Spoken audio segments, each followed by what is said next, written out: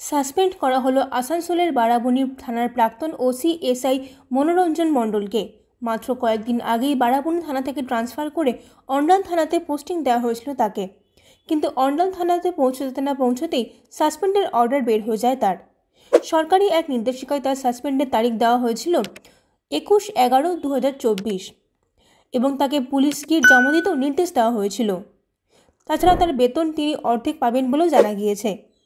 বৃহস্পতিবার নবান্নে মুখ্যমন্ত্রী মমতা বন্দ্যোপাধ্যায় কলকাতার ডিজি রাজীব কুমারের সঙ্গে বৈঠক করেন। তারপরেই তিনি একটি ভার্চুয়াল বৈঠক ডেকেছিলেন রাজীব কুমারের সঙ্গে। সেখানে তিনি এই ক্ষোভ প্রকাশ করেছেন।